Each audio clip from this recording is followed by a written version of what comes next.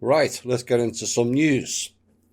There has been reports this week of a number of Reddit users on the popular Wall Street Bets forum, and they have said that they're planning to launch a coordinated effort to target silver as their next short squeeze target.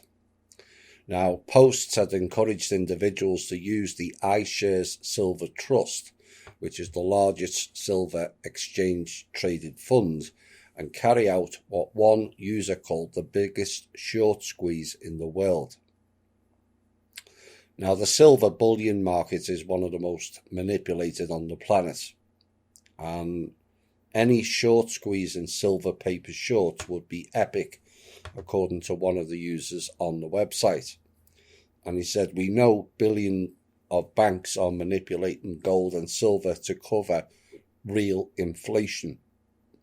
Now, both the industrial case and monetary case, debt printing has never been more favourable for the number one inflation hedge, silver.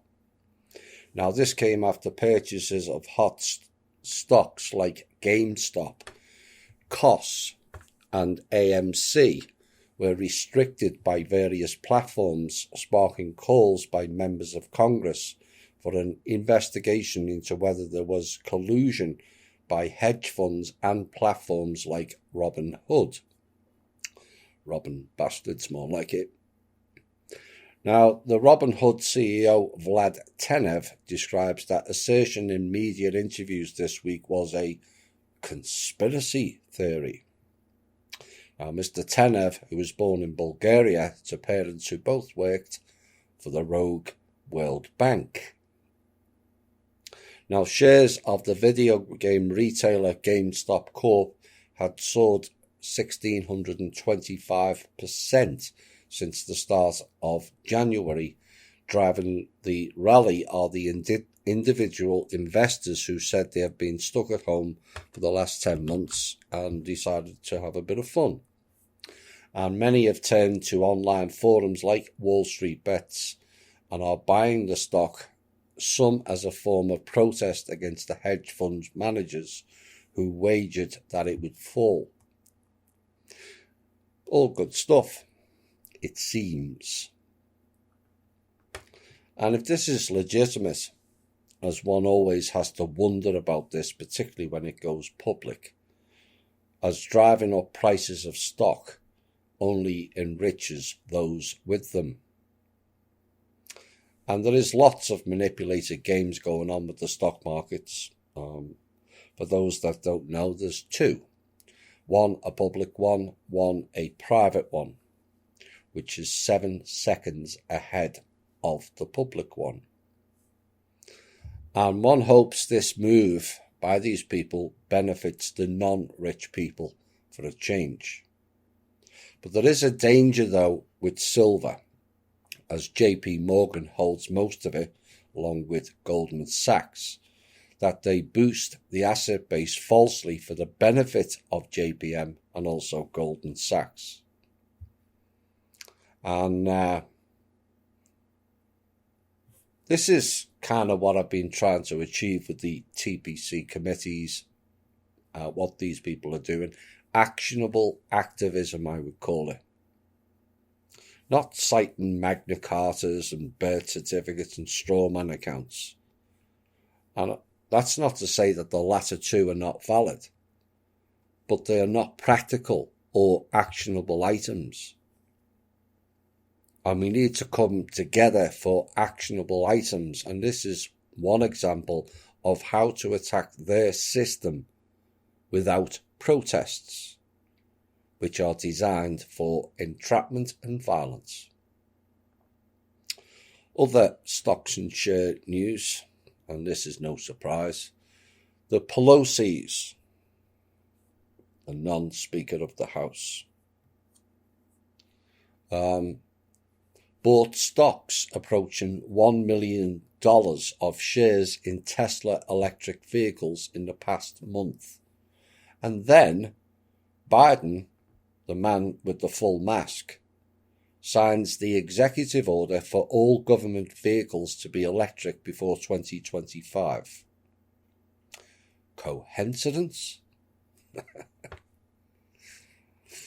Now, although it is said it was Pelosi's husband's involvement or investment was legal, it has drawn scrutiny from critics who argue that members of Congress should not be allowed to trade individual stocks at all.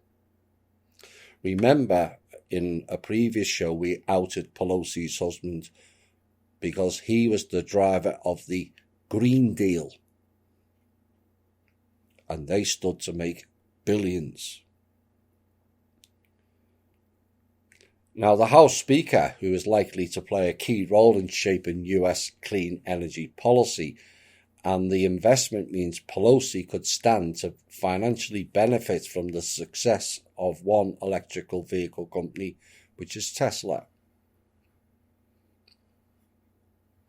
The chances of the two not being related, which is insider trading, are about the same level as John Hopkins getting a maths equation correct. Here's the portion of the text of a bill released this week, and this is in summary version, HR 127.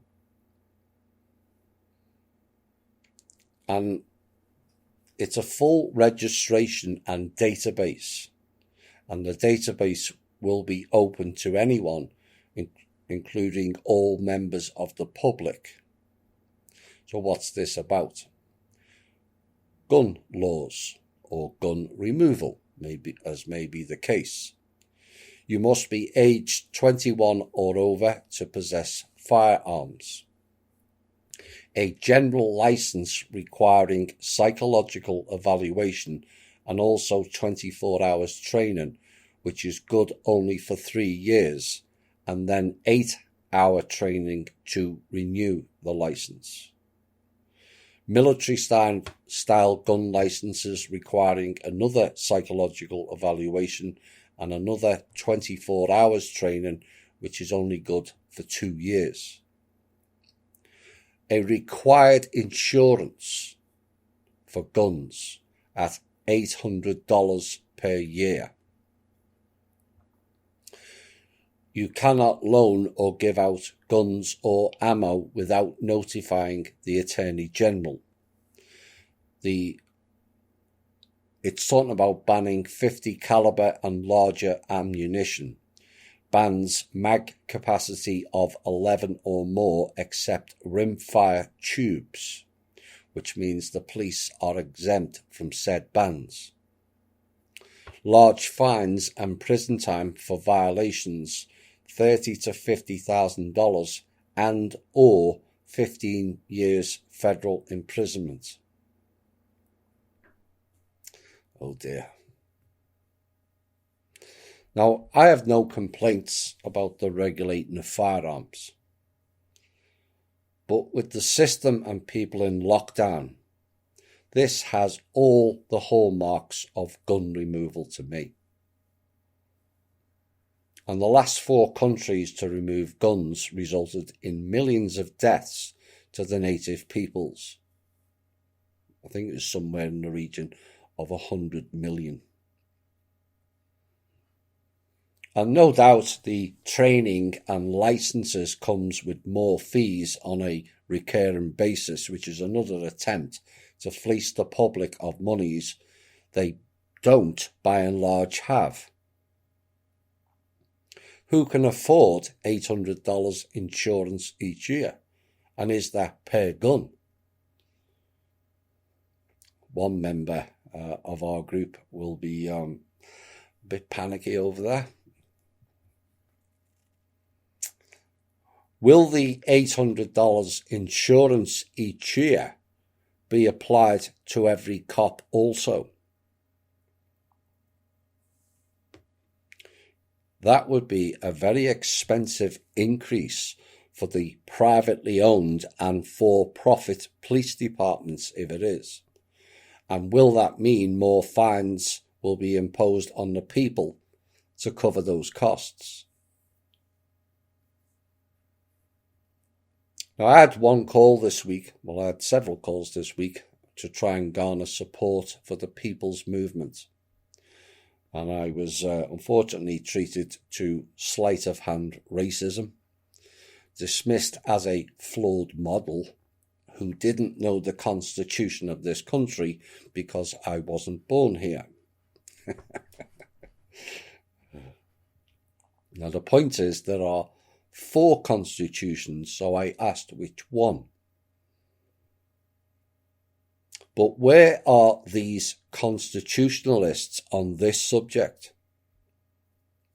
Because despite me not being born here, I am aware of the right to bear arms. This bill does not deny that right, but it is another deceitful way to limit guns to the people, just the same as we will not make the vaccines mandatory, but we will deny people jobs, flights, entry to bars, restaurants and shops without it. The majority will not be able to afford the insurance, and that then turns millions of people into an overnight criminal. What a nice government we have in this country. And unlike me, you voted for that.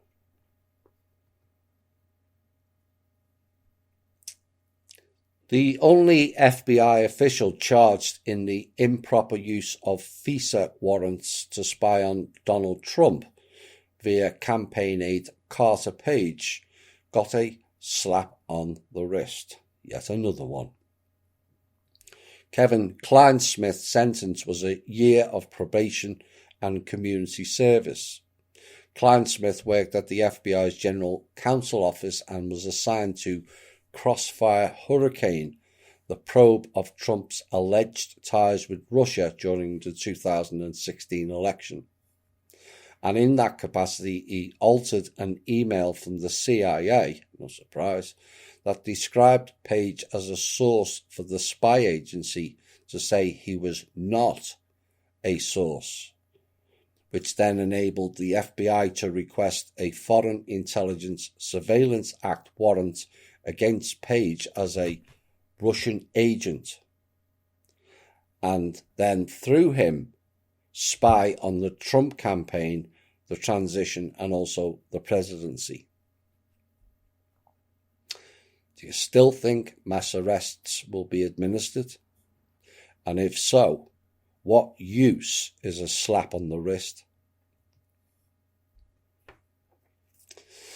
Mr. Trump has abruptly parted ways with 5 of his lawyers this week, handling his impeachment defense, which is just over a week before the Senate trial is set to begin, according to people familiar with the situation. And those departures include his lead lawyer, Butch Bowers, whose hiring was only announced last week.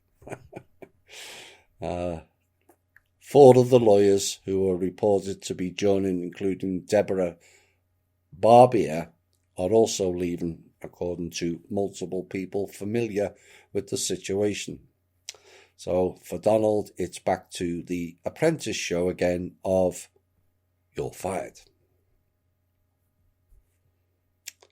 More financial skullduggery. A family foundation linked to Joe Biden's senior director for cyber policy on the White House National Security Council has been found to have donated more than $500,000 in recent years to the main pro-Israel lobbying group in Washington, according to public records. Now, the donations, first reported by David Korn of Mother Jones magazine, do not appear to pose a legal issue, really. But some current and former national security officials says they risk creating the possible appearance of bias in favour of Israel by a top American official. And the report says, while Israel is a close American ally, it operates in its own interest and aggressively spies on the US, including using cyber capabilities, current and former officials say. But other current and former officials disagreed. Yes, but they're in the back pockets, that's why, saying they do not think the donations pose a problem. Now, the lobbying group AIPAC describes itself as a bipartisan American organization that advocates for a strong US-Israeli relationship. And most Republicans and many Democrats are closely allied with the group, while other Democrats are not. Black Sun. Now, the official who was called out, Ann Neuberger, recently was named Senior Director for Cyber Policy on the National Security Council, and she spent the last decade at the NSA, which is the Pentagon's digital spying arm, where she worked her way up the ranks to become head of a newly created Cyber Security Directorate. And a spokeswoman for the National Security Council declined to answer detailed questions about the matter, saying, as a senior NSC employee, Ms. Neuberger will abide by the Executive Order on Ethics commitments by executive branch personnel. Ann Neuberger, born in and born to. The fact of the matter is, Israel has not and never will be an ally to any country, least of all America. They have used every country to rape, pillage and harvest the resources, funds, ideas and plans for their own ends, and the sooner people in all countries see that as a fact and deal with it, the better this world will become. Israeli Crime Minister Benjamin Netanyahu will send Israel's Mossad chief Yossi Cohen, what a coincidence that is, to Washington next month to meet with US President Joe Biden in order to set Tel Aviv's demands for reforming Iran's nuclear deal. And according to the Times of Israel, who broke the news, adding that Cohen, a trusted Netanyahu ally, would be the first senior Israeli official to meet with Biden and also the chief of the CIA. Now, General Yaakov Amidror, the former head of the National Security Council and very loyal to the Prime Minister, Mr. Netanyahu, said, in a situation where the United States returns to the old nuclear agreement with Iran, Israel will have no choice but to act militarily against Iran to prevent it from manufacturing a nuclear weapon.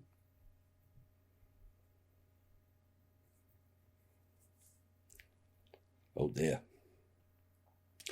Ignoring the fact that Israel sold nuclear weapons, live nuclear weapons, 20 to 30 years ago, to Iran.